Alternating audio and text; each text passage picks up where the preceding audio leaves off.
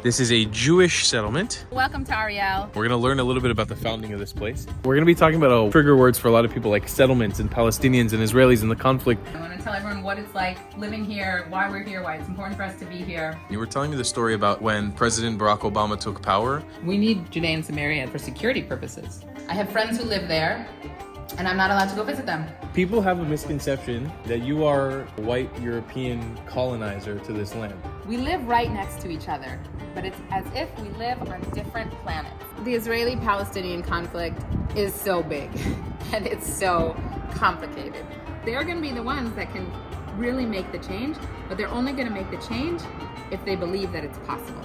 Weird restrictions, both on the part of the Palestinian Authority and the Israeli government. This is not an easy place to live in by any means whatsoever. It's very complicated, but they're building something beautiful out here and it's worth sharing. Ariel is kind of known as in the West Bank being like the place of innovation. Hey everyone, this is Post Editor Tal popping in to say that this is actually a two-parter series where we made in the city of Ariel in the West Bank, Judea and Samaria, or the occupied Palestinian territories, however you want to call it, I don't care. This episode ended up being very, very extensive to the point where we had to cut it into two parts, but I think it's really worth watching the second part. Our host Natalie takes us on an epic adventure through this mega city in the West Bank, and well, I had an amazing time, and I don't think that you guys want to miss it, and I learned so much, especially in the second part, where we get kind of into the innovation, science, and technology that's happening in the West Bank, specifically in the city of Ariel. So just wanted to pop in and say that, and without further ado, enjoy the video. Shalom Chaverim, welcome to the West Bank, Judea and Samaria, or the Palestinian territories, whatever you want to call it. I quite frankly don't care. We are right outside of the mega settlement city of Ariel in the West Bank. This is a Jewish settlement. So all of this right here, it is by far the biggest city or settlement in the West Bank of Judea and Samaria. You can see here a little map. Usually you would be looking at it like this, and this is right where we are right now, in between Tel Aviv and Jerusalem. It is a really interesting town. I've never been here before. I'm actually going to introduce you guys right now to a person who lives here and is from here, and she's going to be sort of walking us through and showing us around in Ariel today. Hello. Hi. How are you? Good, thanks. How are you? Guys, this is Natalie. Hi, She's guys. a local from Ariel. So can you tell us a little about where we are right now and what we're about to see? Sure. Well, first of all, welcome to Ariel. It's a wonderful city. I can't wait to tell you all about it. We're actually here at the grave of Nachma. He was the original mayor of Ariel, and he was a man with passion and a dream, and it's so amazing to me to think about somebody who started here when he came to Ariel in 1978. He came with 40 families. They were on a hilltop with nothing. There was nothing on the hilltop. They had no running water. They had one electric generator. And from that, 44 years ago, we've built this amazing city. So it's just, I mean, for me, it's very inspirational. He's buried here. We didn't have a cemetery for a long time. Now they're building a cemetery here. But he wanted to be buried here on the hilltop looking over his city. So here we are. I'm going to take you to a couple different places today, introduce you to a few different people, hopefully try and get you a feel of what Ariel really is, as opposed to what you hear or what you assume that it is, because I really think we're going to blow your minds and just change a lot of these Misconceptions, maybe? Change these misconceptions, you know, what a lot of people think about the Jewish people who live here in Judea and Samaria in the West Bank. So welcome. We're going to be talking about a wide variety of things today, especially trigger words for a lot of people like settlements and Palestinians and Israelis and the conflict. This is going to be a really interesting, deep video, so I implore you guys to strap in and get ready for the whole thing as we explore this amazing place. Okay, Natalie, so where are we right now? All right, so we're coming to my office, the Ariel Development Fund, American Friends of Ariel, and we're located in actually what used to be the original housing in Ariel when they first built houses. So this used to be someone's house. Down this path, you have the mayor's office, and down here you have the security and the Magen David Dome, the ambulance services. So come on in. Let's go on in. Here we are. This is Ophira hiding behind her computer. Hi, Ophira. So this is the office space where you come to work every day? Yes. Welcome to my office. I've I've got all my little, fun things around, my little tags of things that I've been to, notes to myself. So what do you actually do here on the day-to-day when you're like working on the computer, like in your office? So a lot of it is social media, putting things up on Facebook, Instagram, LinkedIn, our website. We're actually redoing our website now. Some days we actually have groups that come and visit Ariel, groups of all kinds of people. People who believe we should be here, people who believe we shouldn't be here, but we want to meet everyone. We want to tell everyone what it's like living here, why we're here, why it's important for us to be here. Those are always fun because you meet all kinds of interesting people and get to go to all the different places around Ariel. One of the things that we do as Ariel Development Fund is that we bring in the funding and we work on all kinds of projects in the city that will benefit the people of Ariel and the area. So things from sometimes, water bottles for kids going into first grade to huge things like the Field Center for Entrepreneurship and the National Leadership Center. We have a young adult center.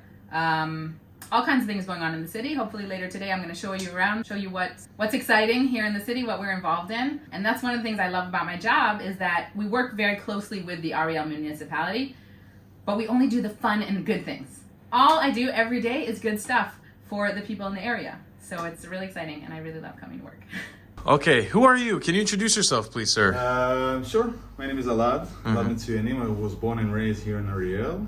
I'm almost 3 years old. So let's first speak about the location. So Ariel located just like here, on the corner between Jerusalem and Tel Aviv. So you can see this is a topographical map of Israel and what people refer to as the West Bank, Judea and Samaria, the Palestinian territories. This is this area, and Ariel is right here. I just have to say that we don't refer to this as the West Bank. Right. The West Bank is the West Bank of Jordan. Right. Jordan ruled these territories only for 19 years. That's it, after the British mandate was over. Out of the Green Line. So this is the promised land, this is our homeland here. So Ariel is just located between the Jordan Valley and the Mediterranean. 30 miles from the Jordan Valley and 30 miles from Tel Aviv, and also 30 miles from Jerusalem. Here is the map of Ariel. We can see only half of our lands. The very beginning was just here where we are speaking right now, in these old cabins. By the way, my family lived in kind of these buildings. So this is like the old town of Ariel right here. Yeah. In the east end, we can see the Ariel University. All what we have between is our neighborhood and also this new neighborhood, which have under construction of 389 new homes. And I want to ask you some questions because you told me this is something that's very interesting in my opinion. You were telling me the story about when President Barack Obama took power and how everything stopped here. Could you talk about that a little bit? Sure. Fortunately, we have 8 years under freezing. And when I say freezing, not just freezing of building, but even of planning. So it really blocked us for almost a decade. And we still can feel how we're in a delay. But thank God and thank Trump administration, we were able to start this new neighborhood. And it's fascinating to me specifically because being an American Israeli, it's like you could see that the actual policies in the United States, like he was saying immediately when Obama took presidency, it was like all development in Ariel had to stop. In a few months. And then the second that Trump took power 8 years later, all of a sudden, boom, you have a new swath of land being developed. And it's interesting because all this comes on the stem of the Israeli-Palestinian conflict. And when you look at the map, you can see this is a Palestinian Arab village, this is a Palestinian Arab village, this is a Palestinian Arab village. They exist so close to each other, and you had an amazing point earlier about Dukiyum, about coexistence. I have to tell you something first about those villages. When Ariel was just established, the economics of those villages based on agriculture, and they couldn't grow nothing here on this hill and on this stony hill. And you will have an opportunity to see what we did with this hill of death. Those empty lands was no man lands. When we're speaking about occupation, and if you took something for someone, you have to understand the difference between Ariel University or Tel Aviv University was just founded on an old Arab villages, which is proud of both of them, okay? But you have to understand the differences. When we're speaking about coexisting, we believe that the only coexisting can be based, like in any coexisting, in every peace agreement, on common interests. And common interest starts first with economics. Not by leaders, not by the Palestinian authority, and not by governments, by the people on the ground. Every day, only in Ariel, works inside the city of Ariel and in our industrial park. These are Palestinian workers. Palestinian workers, only the Palestinian workers. They work shoulder to shoulder with Israeli workers, and they can have the same social benefits and the same salaries. Your salary based only about how good you work and what is your position and what is your education. It doesn't matter if you're Palestinian or Israeli. That's what makes a real coexisting. And when you can earn 3 or even 4 times wages in Ariel, in Israel, that makes a real common interest, because you have an interest to keep the region calm. No, it's nice sometimes to see maps like this that label it as Judea and Samaria. Because one of the things that we explain is if we give all of this away, and then you have a country with a waistline of 9 miles, that's not a defendable border. Yeah. And if you think of what happened in Gaza, and if that all of a sudden happens in here, Israel's gone. Yeah. Like, we need Judea and Samaria for security purposes.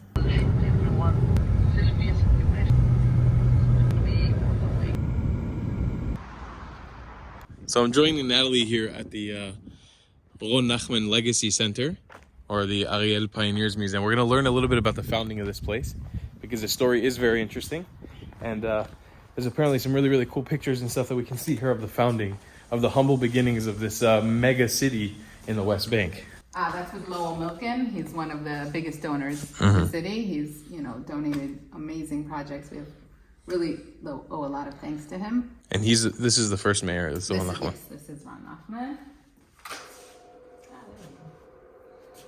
Oh, look at that. Oh, wow. Yeah, you can see these are the small houses, huh? Mm-hmm. The cottages. Up here, August 17th, 1978. And you have the first people who came to Ariel. And this is what Ariel looked like. And they just had a few little buildings. Looks like they were celebrating 30 years, must have been, of Israel. So I love that picture because it reminds me of what we've built here. And then over here, you have the sign that shows you Ariel. Ariel is right next to a Palestinian village called Salfit, Palestinian city even, called Salfit. And in the beginning of Ariel, there was nothing here. There were no stores, there were no restaurants. So the residents of Ariel would go to Salfit. They have the best hummus in Salfit, I understand. They would go shopping there, they'd buy things there. There was total interaction. That's what we did, and it's kind of a shame that now we can't do that at all. I cannot go into Salfit. I cannot go into Kifel Haris. I have friends who live there, and I'm not allowed to go visit them. And they're not allowed to come visit me unless they have the specific permission to enter for certain time periods. So we're really, literally, we've got Ariel, we've got Kifel Haris, we've got Salfit. We're these cities that are right next to each other, but we don't interact. We can't interact with each other, and that just causes the divide more and more because we don't know who the other people are as people. And that's one of the things that I'm working to break and try and interact and get to know Palestinians that live in the area and talk to them and hear their story and hear their experiences and tell my story so that we can, I think once we start listening to each other, then we can get somewhere. People have a misconception that you are an American colonizer, specifically a white European colonizer to this land, that you're taking over Palestinian statehood and that you're ruining the opportunity for Palestinians to have their own state, their own self-determination. Besides how amazing you are as a person, I've come to know you in the last couple of days, I want you to tell the people a little bit about the work you do specifically with Shorashim, which is something that's very, very interesting. All right. So clearly that is a question that gets to me because I've had it. We meet with groups and I've talked to people and they love to ask the question, why are you occupying their land? why are you taking them over? Why are you kicking them out? Why are you causing them such difficulty? And I know a lot of times it's not meant to be an insulting question, but it is very insulting. Obviously you don't know me. You guys don't know me out there. And hopefully in our conversation today, you'll get to know me a little bit better. But I really don't believe that I'm a person who would ever want to hurt anyone else. And I don't believe that I'm a person who came, I mean, even the story of Ariel, we didn't come here and kick anyone out of their homes. It was nothing. This was just an empty, barren hilltop. The Arabs in the area actually called it Jabal Mawat, which means the mountain of death. Nothing, they didn't believe anything could be built here. They were, into agriculture and farming was what they did. And they looked at this place, this rocky hilltop, and they're like, it's not going to be anything. So, one thing that I like to look at is that we came and we've built this beautiful city. Please God, it should be something that is good for both the Palestinians and Israelis.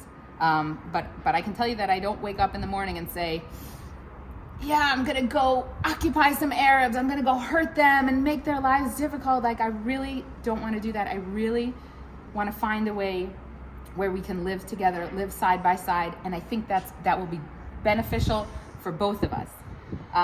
So for many years, I believed that most Palestinians just want to live in peace and they just want to go to work and make money, come home, put food on the table for their kids, enjoy being with family and friends, go out, just be regular people like me. And I believed that, but I had no way to prove it. I had no way to confirm it because I had absolutely no interaction with Palestinians. We live right next to each other, but it's as if we live on different planets. And so I never had a Palestinian that I could speak to and ask these questions to. I never heard their stories. They never heard my stories. They didn't know, why am I here? Why do I live in Ariel? Why do I live on this hilltop? And about a year and a half ago, we started doing renovations on our house. And we brought in a Palestinian contractor, and he brought his Palestinian workers. And I can tell you that in the beginning, it was definitely out of my comfort zone to have Palestinians coming in with their power tools into my house. Some of us could communicate with each other, some of us couldn't, and it made me nervous, it made me uncomfortable. But I knew that logically, they're just coming here to do their jobs, do what they need to do, and go home. Everything's going to be fine. And this happens all the time. People doing renovations on their house, and they seem like perfectly lovely people. I really got along with the contractor. So during that time, it also happened to be during COVID, and we were during a lockdown. So I wasn't going to work. My kids weren't going to school. This was the third lockdown in Israel, and I was like, had no social interaction whatsoever. I usually play basketball. I didn't play basketball. I didn't go to work. I didn't leave my house. And I needed some interaction aside from my lovely family, who are great, but I needed to talk to people. And so I started talking with the Palestinian workers, and I started learning about who they are, what are their lives like. We didn't talk about the conflict. We didn't talk about these big, heavy things. We're people. And I learned what kind of coffee they like, so I could give them the kind of coffee in the morning that they liked. And I learned what they like to do, and I learned about their kids. And it was such a breath of fresh air to just be people meeting people. And we'd laugh and we'd joke. And one of them was an amazing photographer, and he'd take pictures of my house, and then he'd show me how to take the pictures. And I just, he was so talented, and he was such a sweet guy. And from then, and people kind of heard about this, and they were like, "Oh, Natalie, what's happening? What's going on over there? What are you doing? Why are you starting to talk to these Palestinians?" And I'm like, "Why not? Why not? I want to hear their stories. I want to understand their side, because we don't hear their side, and all we hear about them and see about them is what we see on social media, and it's bad. It's bad. All we're hearing about are terror attacks and hatred and the education." Their education, getting rid of the Zionists, and how horrible we are. So it was so nice to see that's not really the way I think majority of them are living their lives or want to be living their lives. They're an amazing organization. They do all kind of events for Palestinians and Israelis, specifically living in Judea and Samaria, the West Bank, specifically for people living here, side by side, again, not interacting. Shorashim, roots, Judor, And they do all kinds of programs. They have programs for high schoolers. They have art programs. They have programs for kids, for photography courses for women. They have discussions where they talk about religion. And I said, that sounds amazing. How can I get involved? He said, well, the only problem is they're down in Gush Etzion, which is about an hour and a half drive from Ariel, and it's not so convenient to take my kid to a summer camp there. He said, but in good news, they're trying to build a branch here in our area. Why don't you call them up and see, find out about it. So I called up Rav Hanan Schlesinger, who's one of the heads of Shorashim. We had a very nice conversation. I was just fascinated to hear that there was something like this that exists, and that they're trying to build something here in our area for our locals. And he said, I'd love to come to Ariel and meet with you and talk about Shorashim.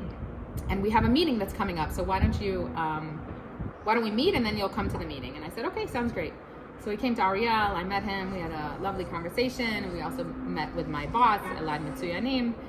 And he said, okay, the meeting's in a couple hours, I'll send you the Waze location, and I'd love to see you there. So I said, okay. I actually had basketball practice that night, so I wasn't even planning on staying. I was going to go check it out, but basketball is like priority number one. Little bit of diplomacy on the side of your basketball. Like basketball is a priority. Okay. We'll do a little bit of diplomacy on the side. What can I say? So I was going to pop by the meeting and then head over to basketball practice. So I pull off on the side of the road. I come outside. I can't really see anything. There's not really any lighting. I'm not quite sure where I'm going. I hear some voices in the distance. I start walking up. And then Rav Hanan comes out and he says, Natalie, you made it. So I feel better. I can breathe a little easier. He's like, come and meet the group. So I come and I see a group of people sitting around. There's about 25 Palestinians and Israelis sitting in a circle together. And I get choked up because I can't believe that I am so lucky to be able to participate in a meeting like this, where there's Palestinians and Israelis, Israeli settlers, as people like to call us, sitting together and talking about how to work towards a better future. And how did I stumble upon this? How did I get so lucky?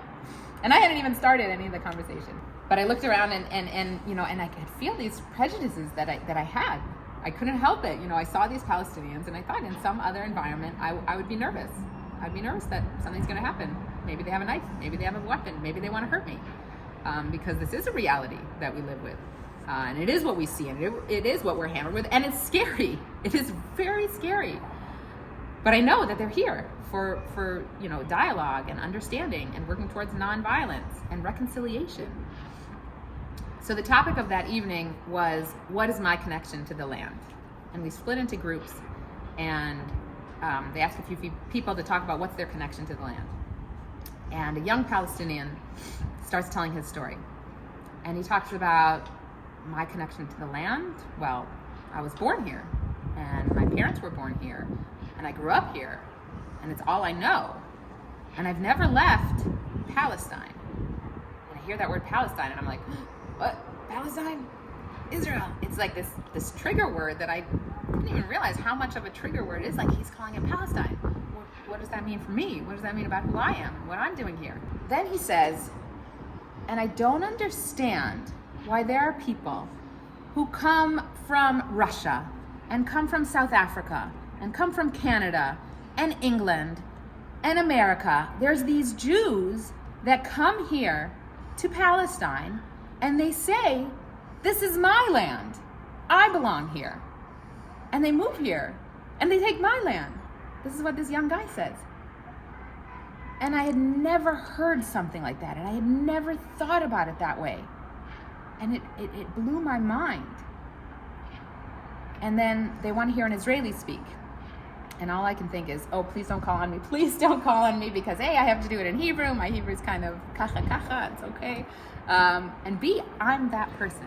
I'm that person that this young guy was talking about, who grew up in America, a Jewish girl who grew up in America, lived my life there, and picked up and came to Israel and said, this is my land. This is my homeland.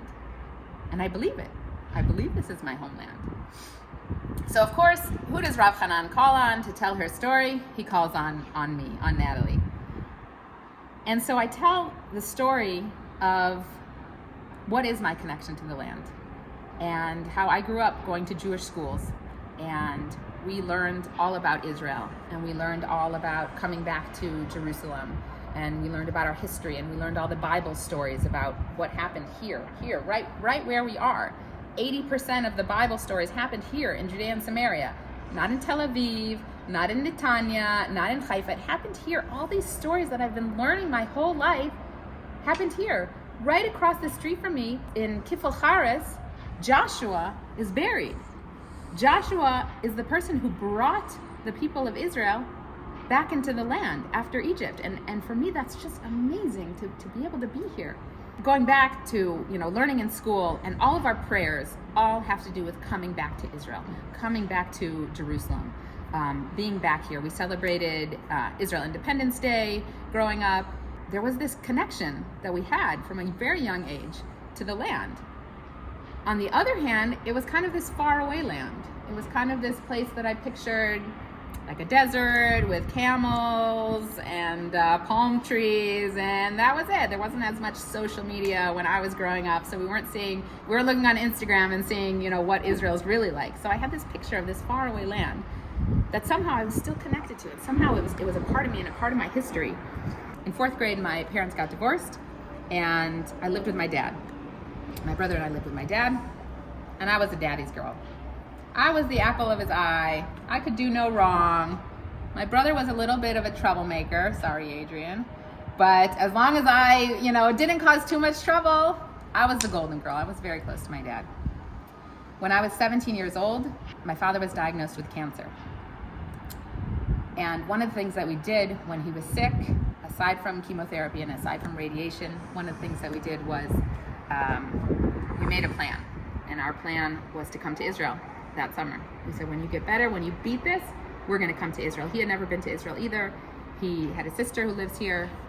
So we made a plan to come to Israel. When it became clear that he wasn't going to get better, I made him a promise that summer I was going to come to Israel. I said, this summer I'm going to find a way. I'm going to come to Israel. We were not a family that had a lot of money. We didn't travel a lot. We certainly didn't travel internationally. I had no idea where I was going to find this money to come to Israel. But I promised my dad that summer I'd be in Israel. And he passed away in February of that year. And I was lost. I did not know what was going to happen to me, who was going to take care of me, what my future was going to look like, where I was going to end up. And I felt like I didn't even have a home anymore. Without my dad's home, I didn't have a home. So I found out about a youth group program, touring, learning about the land, 5 weeks in Israel, and I got scholarships, and I came to Israel. And I took that long flight from America to Israel, and we landed, and everybody clapped as the plane landed. I don't know if they still do that, but it was very exciting. And I walk off the plane, and I step outside, and I get hit with this hot blast of Israeli air. It's hot. It was in the summer. And I look around and I see the palm trees and I see the Israeli flag. And I take that first step outside and I take a deep breath. And I knew that I was home. I knew without even stepping foot here, I knew that I belonged and that I had come home. And I made a promise to myself that I'm going to do whatever I can to come back to Israel. And I'm going to come and live in the land. So I told that story. I told that story to the group of Palestinians, and I explained, it might be hard to understand. It might not make any sense to you, but this is us, and this is our story. And it's, we were kicked out of the land for 2,000 years, but we've never given up striving to come home and striving to come back. Now, obviously, since I've moved here, it's complicated. It's complicated because there is a group of people, and I do have Palestinian neighbors, and we're not interacting, and we don't understand each other, and there's so much hatred and fear between the two people. But I can honestly tell you that that's not the goal. That's not the ideal, and it's not the Jewish goal either. So what I'm doing is I've gotten involved with Shorashim, with this organization called Roots, and I'm working as hard as I can to facilitate meetings between Palestinians and Israelis, where we can get together, where we can get to know each other as people, as just regular people. And it's amazing, and it's inspiring, and it's a breath of fresh air just to be people with each other. That doesn't mean that we agree with everything. That doesn't mean that we don't get in arguments and we have a hard time. But we start to listen to each other, and we start to understand each other's stories and where we come from and why we belong to this land, and then we can start to understand and accept each other for who each other is and why we belong to this land. Well, I'm curious, like through your work at Sholashim at the moment, how do you see, and like where do you want to see the Israeli-Palestinian conflict going? Like where do you see this progressing to? Okay, so on one hand, the Israeli-Palestinian conflict is so big and it's so complicated and it's so problematic. And I'm just one little person here in Ariel trying to, reach out to the people that I can reach out. So if I think of it as like solving the Israeli-Palestinian conflict, I get very overwhelmed. But I believe that peace and coexistence needs to come from two directions. And it needs to come from the top down. It needs to come from agreements and governments and signing papers and figuring out land and borders or open borders or no borders, however it's going to work. It needs to come from the top down, but it also needs to come from the bottom up. Because you can have as many agreements as you want, but if the people living on the ground, living in the land, experiencing this life, if we don't believe in peace and we don't want peace, then it's not going to happen. So I'm trying to do my part as this person living on the ground. And I'm trying to reach out to, first I started with just reaching out to my closer friends that I knew would be on board. And I had a meeting of 10 people, and I invited a Palestinian to come to my house and tell his story. And then I invited 20 people. I kind of reached out to people who maybe would be interested. And I had 20 people at my house for another chug bayit, another event in my house with another Palestinian. And then we had a bigger event where we had, I think 40 people to that event. So I started kind of branching out. We have meetings about once a month right now. And we have usually about 40 to 50 participants in the meetings.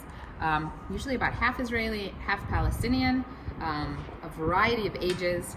And we also do meetings, so we get together and we do different kinds of events. Sometimes we do a language night, sometimes we've done a music night. Now we're in the middle of these workshops about listening to each other. So we try and kind of do a combination of fun things and more serious things. And the conversations, we like to try and balance it out. We also do events at a local stream, Nachma. We did a cleanup event in conjunction with the organization called Habayit, where we had Palestinians and Israelis getting, on the ground, picking up garbage, because if this is our land and we each care about this land, then we need to take care of it. And that was a great event, family-friendly event. We've done barbecues there, and I really believe that if I show my kids and I get them involved in this, these types of conversations, and they hear these conversations that I have with friends in my house and how complicated it is. But if they come to these events and they see me speaking to Arabs, and we're talking to each other and we're laughing together, and I'm giving her a hug, and they're playing in the stream with a little Arab boy that maybe they can't communicate with because he speaks Arabic and they speak English and Hebrew, but they're just playing, and this becomes something that's normal for them, then I believe that we have potential for a future in which we live side by side or together, because the next generation, they're going to be the ones who can actually make those changes higher up. They're going to be the future teachers, they're going to be the future religious leaders, they're going to be the future parents, the future politicians, if they choose. They're going to be the ones that can really make the change, but they're only going to make the change if they believe that it's possible. So I'm trying to change the people around me, and I have a list, of tons of names of people who are interested in coming to meetings. People hear about this, and they're interested, and they're fascinated. And this is like, no one's ever done something like this before. It's new, and it's scary, but it's kind of exciting. And it's, we've lived like this for so long, and the situation has been so ugly for so long, and the politics lately haven't been so great. We haven't seen any great moves there. So yalla, we got to do it on the ground, and that's where I think a big part of the change can be made. So even if I can't solve the Palestinian-Israeli conflict, but I can do what I can to work towards that, because it's really and doing videos like this and speaking to people and showing who we are instead of who you think we are. I think that's really important. I think when we start listening to each other and understanding each other, and if those of us living here on the ground, especially in Judea and Samaria, the West Bank, if we're starting to talk to each other and listen to each other, then we can work towards a better future, because that's what we want. We want a better future for all of us. I just need to give you a hug after all that. I know I heard your story. No, but I didn't hear your story like to that depth, and it's really touching. And we were talking about this earlier. Is like this whole word settler and all this, the whole context that comes with it, is like if you hear Natalie's story and you still walk away with a negative mindset on Jewish people's connection to the West Bank, to Judea and Samaria, to the Palestinian territories, whatever you want to call it, then there's no convincing you otherwise. But the point of making a video like this, where you just talked for almost 30 minutes, that's the goal. This isn't a snippet from the news. It's for you guys to actually hear the story, to dive deep into it, to get the emotional side.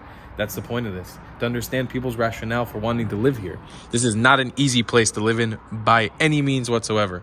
It's very complicated, but they're building something beautiful out here, and it's worth sharing. So this area, these olive trees, I believe, I'm not sure the exact area, but the olive trees here are actually owned by Palestinians, and it's not a place that they can come to any time, from what I understand, but during the olive picking season, I know that they make special arrangements where the Palestinians can come, they can pick their olives here and go. So it's not like, we've taken over and we're going to uproot their olive trees. This is their land, these are their trees. They can come and pick the olives.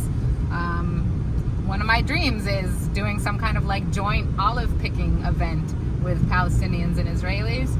I don't know if it would be here or somewhere else, but I thought that was something interesting to point out. Yeah, it's really interesting whenever you travel across the West Bank. There's weird restrictions, both on the part of the Palestinian Authority and the Israeli government, that restrict the movement of our two peoples from basically interacting and being with each other. And again, this is not stuff by the Palestinian Authority. This is stuff by the Israeli government that puts this up. Alrighty, so we are, again, in an aspect of this video to show you guys what Ariel is all about. Ariel is kind of known as in the West Bank being like the place of innovation and modernism in between all the Israeli settlements that exist here. So we have come to where exactly? The Young Adult Center, and also the home of the Field Center for Entrepreneurship. Cool, and that's this building right over here. All right, my friends, so we've made it to a very cool location, but I have to introduce you guys to, well, this is one of the most insane things that's ever happened to me, I think, on my travels. This is Zvika. Hello. And I have literally been watching him for the last, I don't know, year or two, making videos about Flight Simulator, which is a video game that I love. And he's here. He's a local YouTuber from this area, which is crazy. And this wasn't planned. Like, it was just spontaneous that we met him today. So first of all, meeting you also. Yeah, man, it's amazing. It's so cool that we got to meet. Definitely. So tell me a little about first about how you're here, what's your connection to this place, and where we are right now. Sure. Basically, what I do here is all of my editing work. I have an office, which is a shared office over here, and we basically have like a high-tech community over here. It's called the Field Center. That's where people like me who work in different high-tech fields. For example, I have my own YouTube channel, just like you spoke about. Go check it out down below in the description.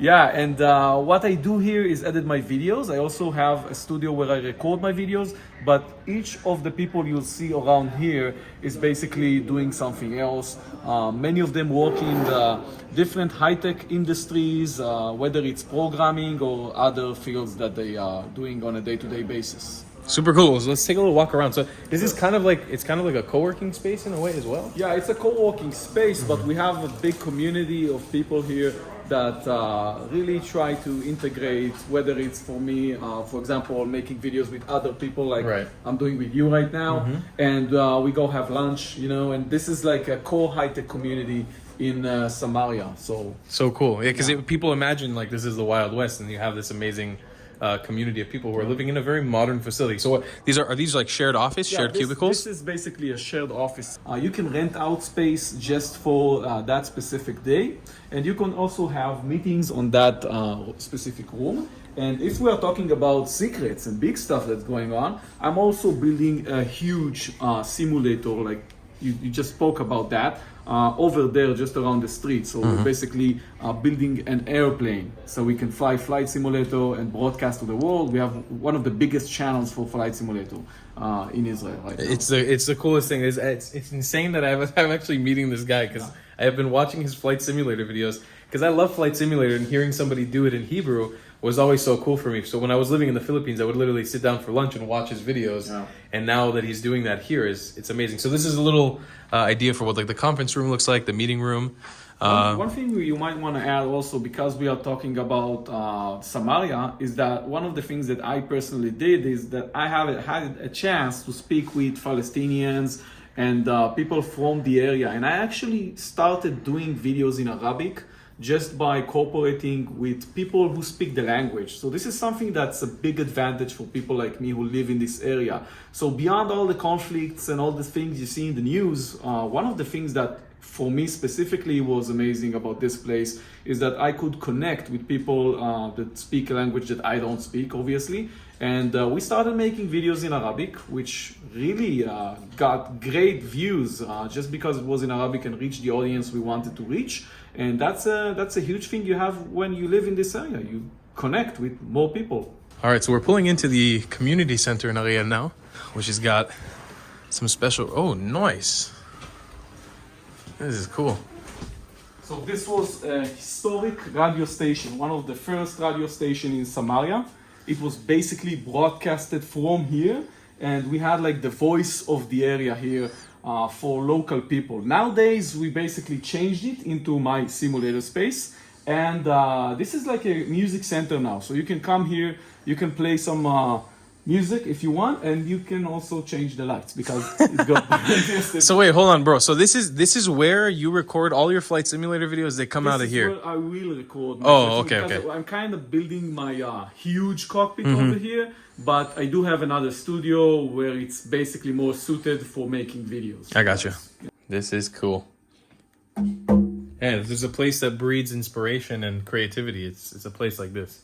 Okay, so this is the amazing space that he's coming out. And this, again, if I haven't implored you yet, check out his YouTube channel, Copter Deal. He's also got another YouTube channel. I'll link it with the Flight Simulator stuff. In Hebrew here, it says YouTuber, social influencer, or technology influencer.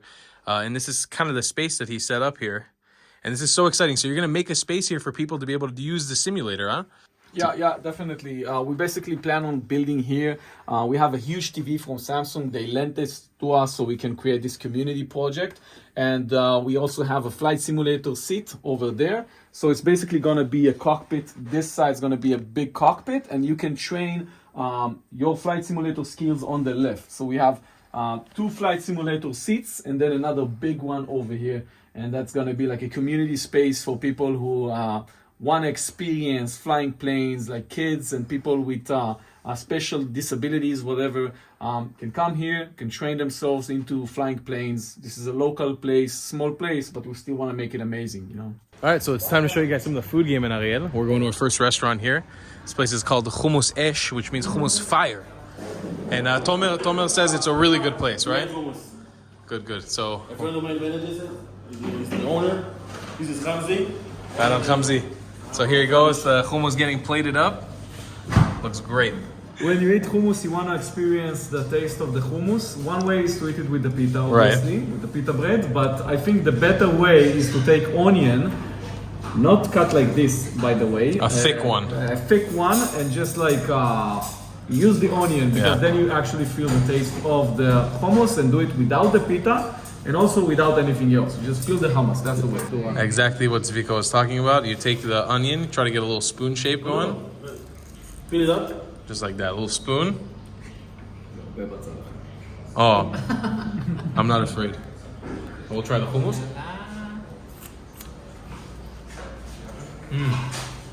Phenomenal. Wow, so good. It's heavy on the trina, which I love.